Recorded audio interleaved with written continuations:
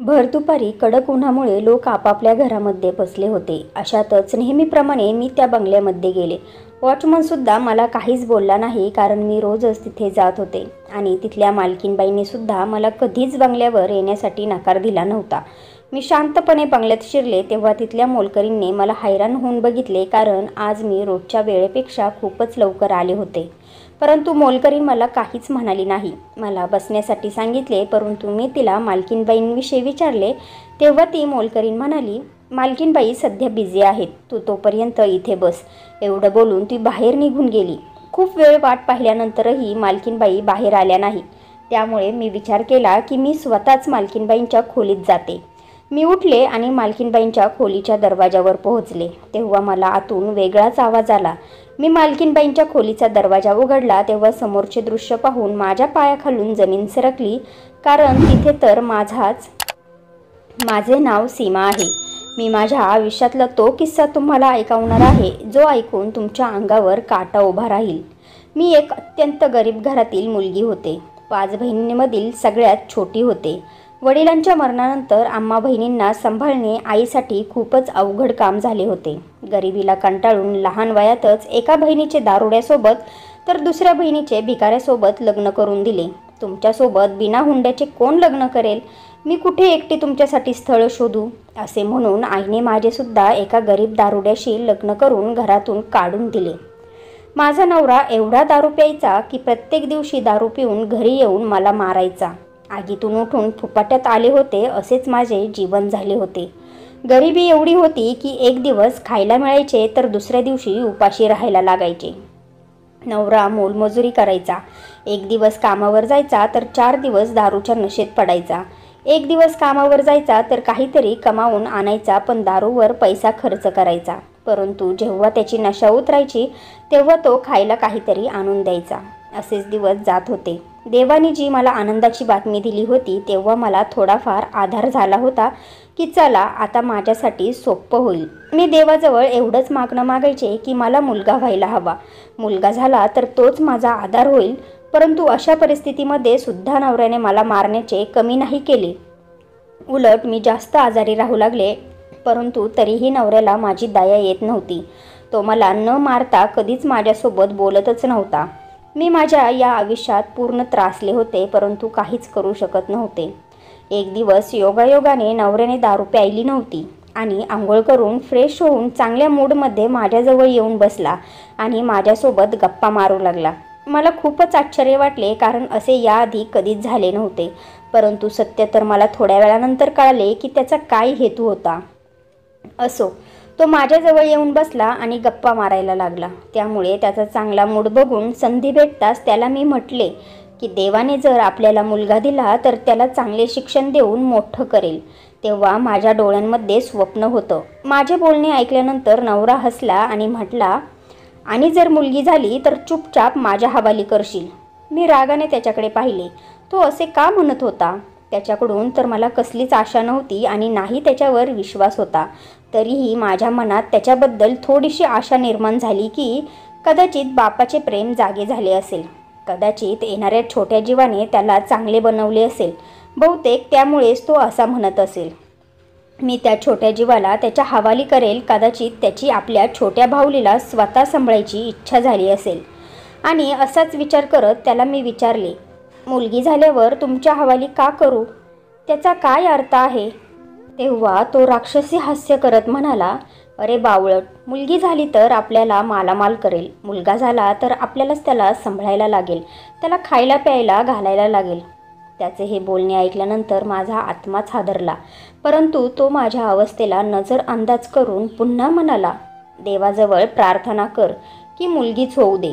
मी अडखळत विचारायला लागले, मुलगी कशी काय मालामाल करेल? तेव्हा तो म्हणाला, आपल्या गल्लीतल्या मुन्नीबाईला तिला देऊन टाकू. मग बघ कशी आपली नोटांनी झोळी भरेल. माहिती नाही तो कोणत्या स्वप्नात जाऊन ही गोष्ट करत होता. परंतु माझा आत्मा पूर्णपणे हादरला होता की जन्मदाता बापसुद्धा असा असू शकतो. आपल्या पोटच्या गोळ्याबद्दल असं कोण म्हणू शकतं, ते सुद्धा आपल्या मुलीबद्दल. परंतु मी त्याला काहीच म्हटले नाही आणि शांत बसले. मला असे शांत बघून त्याने माझ्या गालावर जोरदार थप्पड मारली आणि मला म्हटला, जर मुलगी झाल्यावर माझ्या हवाली केले नाही तर तुझी अशी अवस्था करेल की त्याची जबाबदार फक्त तूच असशील. माझे मन आतून रडू लागले होते. आता मी मनातल्या मनात प्रार्थना करू लागले होते की देवा, मला मुलगी देऊ नकोस. मी त्याच दिवशी विचार करून ठेवला होता की जर मुलगी झाली तर कोणाच्याही हवाली करेल. मला माझ्या मुलीला कधीच असे बनवायचे नव्हते. संपूर्ण दिवस हाच विचार करत राहायचे की जर देवाने मुलगी दिली तर या राक्षसापासून तिला कशी वाचवू शकेल. रात्रीची झोपसुद्धा येत नव्हती. फक्त हीच देवाजवळ प्रार्थना करायचे की देवा, मला मुलगी देऊ नको, तिला तिच्या राक्षस बापापासून वाचव. असो, देवाचे नाव घेत घेत दिवस पूर्ण झाले तेव्हा कळा चालू झाल्या. घरात नवरा नव्हता. वेळेवर शेजारच्या बाईने मला सरकारी हॉस्पिटलमध्ये नेले. तिथे थोडा त्रास सहन करू आणि काही तासानंतर मी एका मुलीला जन्म दिला. जेव्हा मला माहिती पडले की मला मुलगी झाली आहे तेव्हा मी हिंमत हारली होते आणि माझे हृदय भीतीने जोरजोरात धडधडू लागले होते. माझा जन्म कोणत्याही घरात झाला असेल आणि माझे लग्न जसेही झाले असेल, पण मला माझ्या मुलीला असे बनवायचे नव्हते जशी माझ्या नवऱ्याची इच्छा होती. मी देवाजवळ प्रार्थना केली की माझी मुलगी मरून जाऊ दे, परंतु प्रत्येक प्रार्थना पूर्ण होत नाही. शेजारच्या बाईने खूप वेळा सांगितले की ही गोष्ट तुझ्या नवऱ्याला सांग, परंतु मला कोणत्याही परिस्थितीमध्ये नवऱ्याला ही बातमी कळून द्यायची नव्हती की त्याची इच्छा पूर्ण झाली आहे आणि देवाने त्याला एका मुलीचा बाप बनवला आहे. मी संपूर्ण दिवस कॉटवर पडून विचार केला की पुढे काय करू, परंतु काहीच समजत नव्हते. रात्री शेजारची बाई घरी जायला लागली तर तिला खूप विनंती केली की माझ्या नवऱ्याला ही गोष्ट सांगू नकोस की तू मला हॉस्पिटलला घेऊन आली होती किंवा मला मुलगी झाली आहे. तसे तर माझा नवरा 3-3, 4-4 दिवस घरीच येत नव्हता आणि आज आला असता तर त्याला काहीच फरक पडला नसता की मी घरी आहे की नाही, कारण तो शुद्धीत फार कमी वेळा असायचा. घरी येताच खाली पडायचा आणि झोपून जायचा आणि जोपर्यंत नशा उतरत होती तोपर्यंत त्याची परत जाण्याची वेळ होत होती. रात्रीचा अंधार पसरायला लागला आणि मुलगी रडायला लागली. मुलीच्या रडण्याचा आवाज ऐकून माझा श्वास कोंडू लागला. बहुतेक मी औषधं गोळ्या खाऊन थोड्याच वेळात झोपून गेले होते आणि माहीत नाही कधी मी झोपेच्या स्वाधीन झाले. पुन्हा मी मुलीच्या रडण्याच्या आवाजाने जागी झाले. तेव्हा हिम्मत करून उठले आणि मुलीला उचलले, आपल्या छातीशी लावले. इतके सुंदर फूल होते की मन करत होते कुठेतरी लपवून ठेवू, पण परिस्थिती अशी होती की तिच्यावर प्रेमसुद्धा करू शकत नव्हते. माहीत नाही रात्रीचे किती वाजले होते. सगळे हॉस्पिटल शांत झाले होते. पेशंटसुद्धा झोपले होते आणि डॉक्टरांची ड्युटीसुद्धा संपली होती. कुठे कुठे असे होते की लोक जागे होते. मी चुपचाप हॉस्पिटलच्या दरवाजाच्या बाहेर आले होते. मुलीला कदाचित भूक लागली होती त्यामुळे ती रडत होती, परंतु तिच्यावर दया करायची नाही अशी मी शपथ घेतली होती. मी मनावर दगड ठेवून तिला घेऊन रोडवर आले होते. आजूबाजूला अंधारच अंधार होता. तिला सोबत घेऊन चालले होते, चालतच होते. खूप दूर जाऊन एका जागेवर थांबले. इकडे तिकडे पाहिले, कोणीच नजरेत पडले नाही. मुलीला तिथेच ठेवले आणि काळजावर दगड ठेवून माघारी फिरले. मन जोरजोरात रडत होते, पण त्यावेळी मनाचे काहीच ऐकले नाही. त्यावेळेस फक्त मुलीच्या भविष्याची काळजी होती. जर मी माझ्यासोबत घेऊन गेले असते तर तिच्या राक्षस बापाने तिला जिवंत सोडले नसते. मनातल्या मनात प्रार्थना करू लागले की कोणीतरी तिला चांगला माणूस भेटावा जो तिला सोबत घेऊन जाईल आणि आपली मुलगी म्हणून सांभाळेल. आणि कोणीच नाही भेटले तर गल्लीतल्या कुत्र्यांनी खाल्ले तरी चालेल. कुत्र जनावरांनी तिला खाल्लेलं मला मान्य होतं, पण मला हे मान्य नव्हतं की जिवंतपणेच तिची इज्जत माणूसरूपी जनावराने लुटावी. त्यावेळेला मला जे बरोबर वाटले तेच मी केले. तिथेच मुलीला रडताना सोडून जड पावलांनी मी माझ्या घरी आले. तेव्हा एक बातमी माझी वाट पाहत होती. अशी बातमी ज्या बातमीने माझ्या जगाची उलथापालट केली होती आणि दुसऱ्या बाजूने कदाचित माझ्या शांतीचा विनाश केला होता. माझा नवरा खूप नशा केल्यामुळे मरून गेला होता. मी माझ्या पतीच्या दुःखात नव्हते, तर उलट मला याचे दुःख होते की मी माझ्या मुलीला तिकडे एकटीला सोडून आले होते, ते सुद्धा माझ्या नवऱ्यामुळे.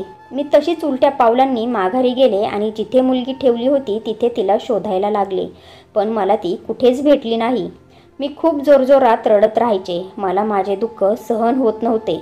लोकांना वाटलं कदाचित पतीच्या दुराव्यामुळे मी अशी रडत आहे, परंतु कोणाला माहिती होते की माझ्या नवऱ्यामुळे मी माझ्या मुलीवर कोणता अन्याय करून आले होते. मी कशी आई होते. मला स्वतःचा तिरस्कार वाटू लागला होता आत्महत्या करण्याचा खूप वेळा विचार आला, पण माझी हिंमत झाली नाही. संपूर्ण दिवस माझ्या काळजाच्या तुकड्याची आठवण करत राहायचे, ज्याच्यासाठी मी खूप सारी स्वप्न बघितली होती, पण एकाच दिवसात काचेच्या तुकड्यांसारखी विखुरली होती. आता तर रडून रडून डोळ्यातले अश्रूसुद्धा संपून गेले होते. नवरा मरून गेला होता. बाहेरून जेवण आणत होता तेव्हा खात होते, परंतु आता नवरासुद्धा नव्हता. त्या 2 खोल्यांच्या घरात मला उपाशीपोटी झोपावे लागत होते. लोक खूपच वाईट नजरेने पाहत होते. मागे वळून माहेराकडे पाहायचे तर आईसुद्धा मरून गेली होती. बहिणी होत्या, पण मला हे सुद्धा माहिती नव्हते की त्या कुठे आहेत, आणि त्यांनासुद्धा माझा पत्ता माहिती नव्हता की मी कुठे आहे. आता मला समजतच नव्हते की मी आता काय करू की माझे पोट तरी भरू शकेल. शेजारच्या बाईमुळे एका फॅक्टरीमध्ये काम शोधले. ती पॅकिंगवाली फॅक्टरी होती, जिथे वस्तू पॅकिंग केल्या जात होत्या. त्या शेजारीन बाईसोबत मी त्या फॅक्टरीमध्ये जाऊ लागले, परंतु तिथल्या माणसांची वाईट नजर माझ्यावर बघितल्यावर मला खूप घाण वाटत होती. इतके वाईट तिथले वातावरण होते. माणूस आणि बाईमध्ये फरकच नव्हता. एकदा फॅक्टरीच्या मालकाने मला त्यांच्याजवळ बोलवले आणि माझ्याशी लगट करण्याचा प्रयत्न करू लागला. सगळे काम मी तिथेच सोडले आणि घरी पळून आले होते. परंतु कधीपर्यंत मी अशी पळू शकत होते? मी माझे जीवन गरिबीमध्ये काढू शकत होते, पण माझ्या इज्जतीसोबत कोणाला खेळून देऊ शकत नव्हते. आता मला समजत नव्हते की मी असे काय करू जे घरी बसून काम करता येईल आणि माझे पोट भरू शकेल. अशीच एक दिवस मनात आशा घेऊन आईच्या घरी गेले. कदाचित तिथे कोणीतरी भेटेल ज्याची मला मदत होईल, परंतु तिथे काहीच मिळाले नाही. पण तिथून थोड्या अंतरावर गेल्यावर मोठी बहीण भेटली. तिची अवस्था बघून माझे मन खूप रडत होते, कारण ती एक भिकारी झाली होती.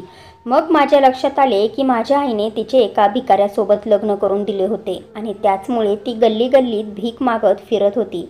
मी तिला माझी अवस्था सांगितली तर ती हसायला लागली आणि म्हणाली, जर तुला इज्जतीने जगायचे असेल तर तू उपाशी राहूनच मरून जाशील. असे कर, माझ्यासोबत माझ्यासारखे काम कर. मागितल्याने पैसा मिळतो, 2 वेळेचे जेवण मिळते, घालायला कपडेसुद्धा मिळतात. पण मी तिचे हे बोलणे ऐकल्यानंतर नकारार्थी मान हलवली, कारण मी असा कधीच विचार करू शकत नव्हते. मी तिथून माघारी आले. बहिणीने माझ्या घराचा पत्ता घेतला होता आणि दुसऱ्याच दिवशी ती माझ्या घरी आली आणि सोबत जेवणसुद्धा घेऊन आली होती. 2 दिवसांपासून मी उपाशी होते, त्यामुळे चुपचाप तिने भीक मागितलेले जेवण मी खाऊ लागले. आता ती माझ्यासोबतच राहू लागली, कारण तिचा नवरासुद्धा काही वर्षांपूर्वी हे जग सोडून गेला होता. ती माझ्यासोबत राहू लागली तेव्हा मी विचार केला की चला, ती जेवण घेऊन येत जाईल आणि मी ते खाऊन असेच दिवस घालवत जाईल. परंतु ती मला तिच्यासोबत भीक मागण्यासाठी हट्ट करू लागली आणि बोलू लागली, इथून पुढे आता मी तुला जेवण घेऊन येणार नाही. तू जर माझ्यासोबत आली तर ठीक आहे. तिच्यासोबत न जाऊन काय करणार होते? शेवटी माझी इज्जत बाजूला ठेवून तिच्यासोबत मागायला सुरुवात केली. सुरुवातीला तर मी रडायचे, लज्जेने कोणासमोरही हात पसरायचे, पण नंतर अशी सवय झाली की मी तिच्यासारखीच मागायला लागले. शेजाऱ्या पाजाऱ्यांनी खूप गोष्टी सुनावल्या, पण मला आता कोणाचीच पर्वा नव्हती. माझ्या मुलीच्या आठवणीत आता मी दगड मनाचे झाले होते. आता तर कोणत्याच गोष्टीचा मला काहीच फरक पडत नव्हता. मी रोज त्या जागेवर जायचे जिथे मुलीला फेकून आले होते आणि रोज त्या जागेला पाहून रडत राहायचे. एक दिवस अशीच त्या जागेवर गेले आणि तिथेच उभी राहून रडत होते. माहिती नाही किती वेळ निघून गेला होता. नंतर लक्षात आले की घरी खायला घेऊन जायचे आहे. मग चालतच राहिले. थोडे दूर गेल्यानंतर एक बंगला दिसला. मी त्या बंगल्यात मागण्यासाठी जाणारच होते की त्या अगोदर बंगल्यात जाणारी गाडी माझ्याजवळ येऊन थांबली. मी चुपचाप हैराण होऊन त्या गाडीला बघत होते. जेव्हा त्या गाडीच्या काचा खाली आल्या, त्यात बसलेल्या महिलेने मला तिच्याजवळ बोलवले. मी लगेच तिच्याजवळ गेले तर ती बोलू लागली, आतमध्ये ये. मी खूप हैराण झाले की एका भिकारीला आपल्या घरामध्ये कोण बोलवू शकते. असो, ती महिला त्या बंगल्याची मालकीण होती. गाडी आतमध्ये निघून गेली. तिथल्या वॉचमनने सुद्धा मला आत जाऊन दिले. मी चुपचाप गेटच्या आत गेले. घर एवढे सुंदर होते की मी बघतच राहिले आणि माहिती नाही कुठे स्वप्नात हरवून गेले. जी महिला गाडीत बसली होती माझ्याजवळ आली आणि मला बोलू लागली की ए, माझ्यासोबत आत चल. माझं नशीब आता चमकणार हा विचार करून मी पटकन त्या महिलेच्या मागे गेले. ती मला तिच्या घरामध्ये घेऊन गेली. घर खूपच सुंदर होते. मी तर घरातल्या प्रत्येक वस्तूला बघून आश्चर्यचकित होत होते. त्या मालकीणने मला आपल्या किमती सोफ्यावर बसवले आणि मोलकरीणला आवाज दिला. माझ्यासाठी जेवण मागवले आणि कपडे मागवले. ते कपडे बघूनच वाटत होते की ते खूप महाग कपडे आहेत आणि कदाचित त्या मालकीणबाईंचेच होते जे मला घालायला देत होती.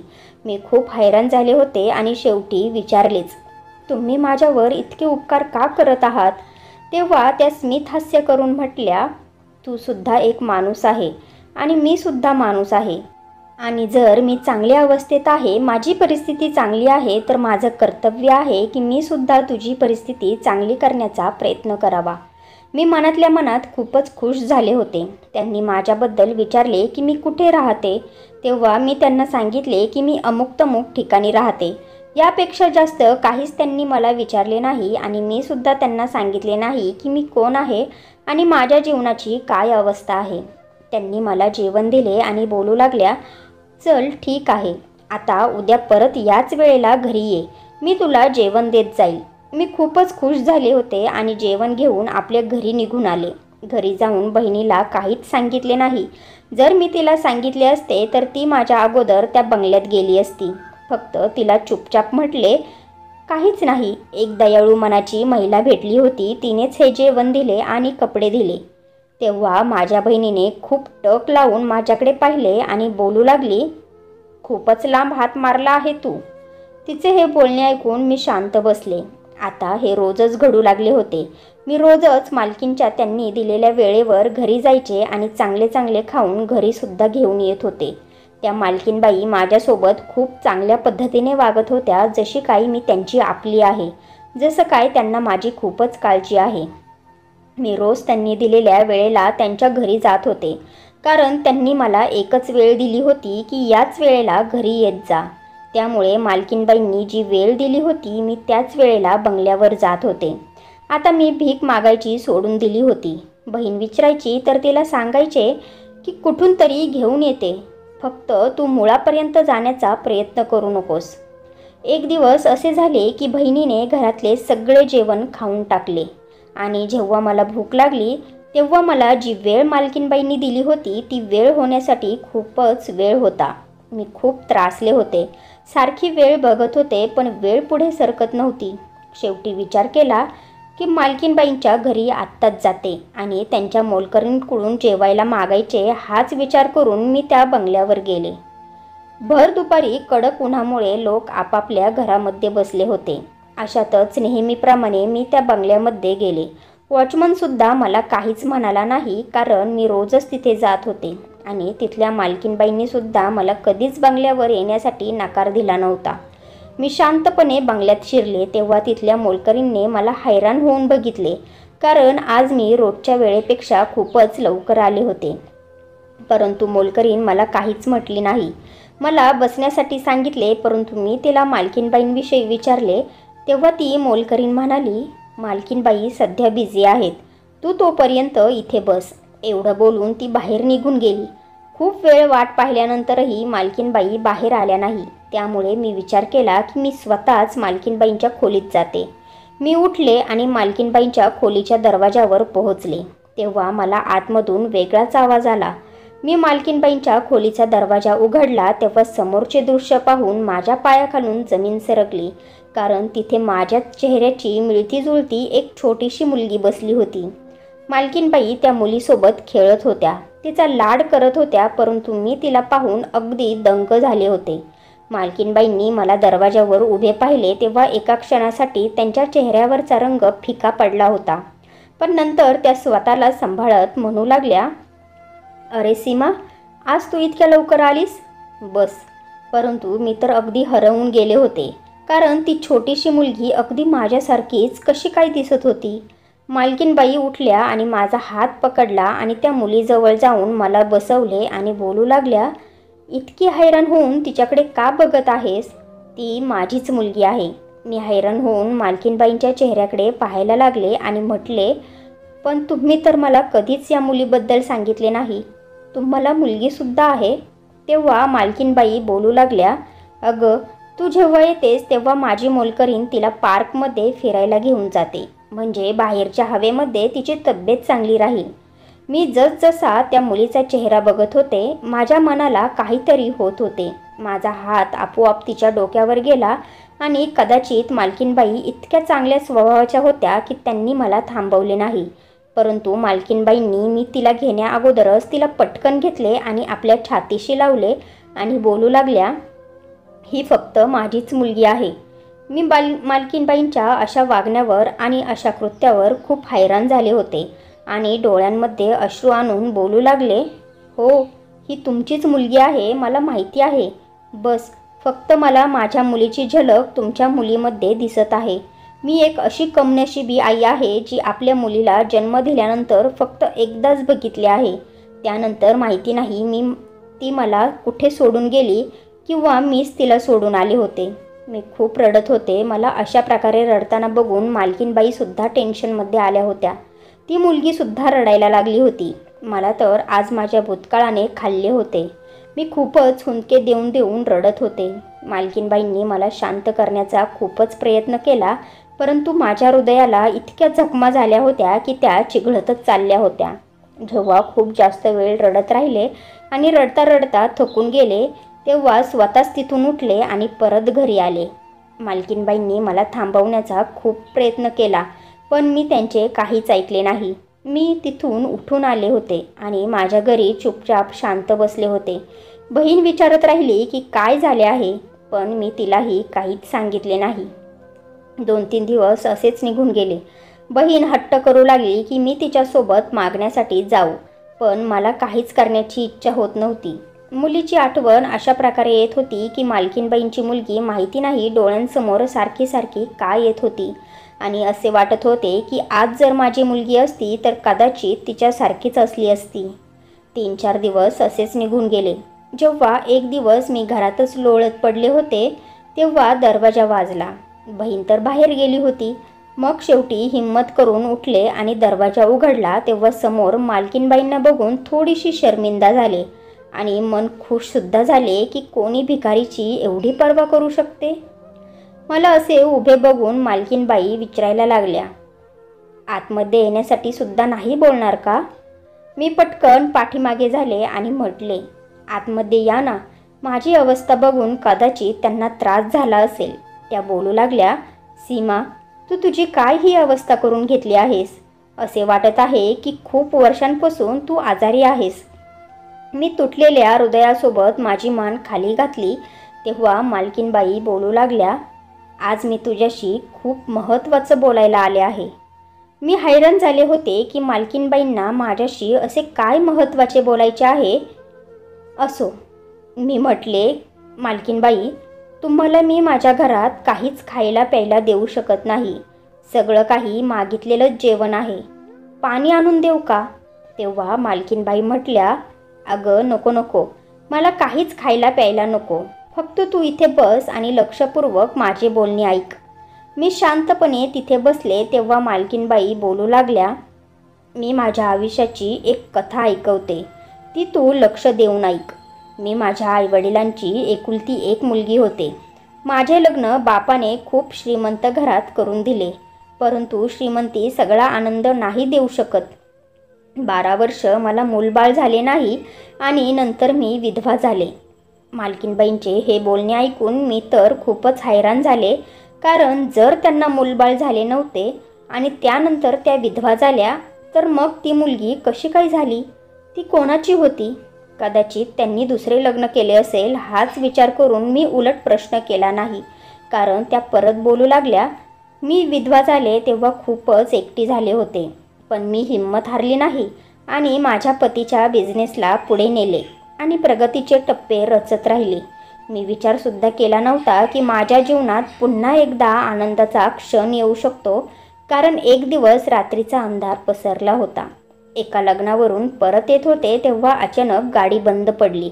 मी ड्रायव्हरला विचारले तेव्हा ड्रायव्हर म्हणाला की गाडीचा टायर पंक्चर झाला आहे, टायर बदलायला लागेल. तेव्हा मी विचार केला की चला, इतक्या वेळात मी गाडीच्या बाहेर उभी थांबते.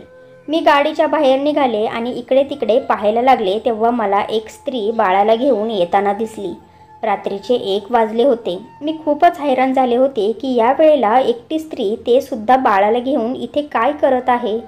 मी जास्त काही विचार करणार त्या अगोदर त्या महिलेने ते बाळ कचरापेटीच्या थोड्या दूर अंतरावर ठेवले आणि परत माघारी जाऊ लागली. मी खूपच हैराण झाले होते.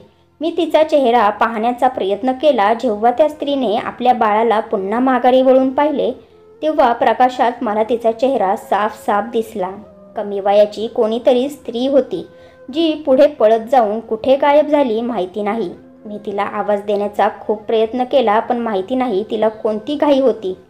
मी तिथे पळत गेले आणि त्या बाळाजवळ पोहोचले. त्याला उचलले आणि पाहिले की ती खूप सुंदर मुलगी होती जिला पाहून माझे मन खूप रडू लागले होते. मला असे वाटले की देवाने माझ्या पदरात मूल टाकले आहे. पटकन त्या मुलीला घेतले आणि माझ्या घरी आणले. ती कदाचित 1च दिवसाची मुलगी होती त्यामुळे तिला जास्त त्रास दिला नाही आणि त्याच दिवसापासून तिला मी माझी मुलगी मानली आहे. एवढं बोलून मालकीनबाई शांत बसल्या, परंतु माझे हृदय असे झाले होते की आता ते फुटेल. म्हणजे ती मुलगी मालकीनबाईंची नव्हती तर ती मुलगी माझी आहे. मालकीनबाईंनी जी कथा ऐकवली ती कोणा दुसऱ्या स्त्रीची नव्हती तर माझी कथा होती. मी मालकीनबाईंचे बोलणे ऐकून त्यांच्या पायावर पडले आणि बोलू लागले, माझ्या मुलीसोबत भेट घडवून द्या. मी खूपच तिच्यासाठी तडपले आहे. मी तिला खूप शोधले पण मला ती भेटली नाही. मालकीनबाई म्हटल्या, मी इतकी स्वार्थी आणि दुष्ट नाही की मी एका मुलीला तिच्या आईपासून वेगळे करेल. 2 वर्षांपासून तिला मी सांभाळले आहे आणि तिला मी माझ्या सख्ख्या मुलीपेक्षाही जास्त प्रेम करते. ती माझा जीव आहे. पण मला देवाला सुद्धा तोंड दाखवायचे आहे. त्यामुळे इथे मी तुझ्याजवळ सत्य सांगण्यासाठी आले आहे. तू माझ्या मुलीची आई आहेस त्यामुळे तुझी मी खूप इज्जत आणि कदर करत होते. यासाठीच मी तुला रोजच बंगल्यावर बोलवत होते आणि खायला प्यायला देत होते.